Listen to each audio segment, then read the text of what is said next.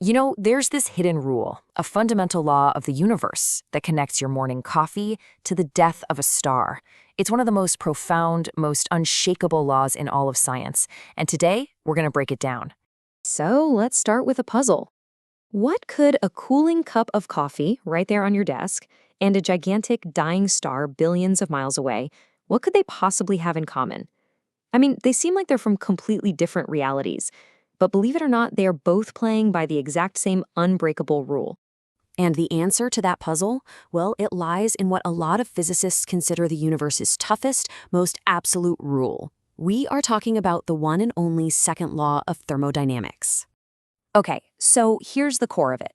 The law says that in any isolated system, and you can just think of that as a closed-off box, nothing getting in, nothing getting out, the amount of disorder, or chaos, can only go one way, up. It always gets messier over time. And that inevitable slide from order into chaos, scientists have a name for it, entropy. Now, this isn't just some abstract, cosmic thing. You see it, you live it, every single day. It's the reason your clean room will, without fail, get messy all by itself. It's why the heat from your coffee spills out into the cooler air around it, and why you will never see that heat just magically flow back into your cup. It is a one-way street with no U-turns. So what's really interesting is that scientists have two main ways of talking about this law. At first glance, they seem totally different, but they're actually just two sides of the same coin. Let's start with the first one, which we can call the engine impossibility. Okay, so imagine you're an engineer. Your one job is to build the absolute best, most efficient engine you possibly can. The goal is simple. Take heat, let's say from burning fuel, and turn it into useful work, like, making a car move. Well, the second law puts a very, very hard limit on how good you can ever be at that job. And here it is in all its formal glory. This is the Kelvin-Planck statement. Now, I know it sounds super complicated, but what it's basically saying is, you can't build a perfect 100% efficient engine. Ever. Let's dig into why. So here's how any real engine works. Step 1, you've got to pull heat from somewhere hot. Step 2, you convert a chunk of that heat into useful work. But then, and this right here is the absolute key, you must dump the leftover heat somewhere colder. You don't get a choice. There's always a waste heat tax you have to pay. It's why your car has a radiator. It's why your laptop fan kicks on. You can never, ever skip step. All right, so that's the law from the engineer's point of view. But there's a whole other way to look at it, one that focuses not on making stuff happen, but just on how heat naturally behaves. So instead of trying to make an engine go, what if you just want to make something cold? Think about your refrigerator or your AC unit. Their entire job is to move heat from a cold place, like the inside of your fridge, to a warmer place, your kitchen. Well, the second law has something very specific to say about that too. And here's this second big statement, this one from a guy named Rudolf Clausius. And again, don't worry about the technical language. It's just a fancy way of explaining why your ice-cold drink always warms up on a hot day and never, ever the other way around.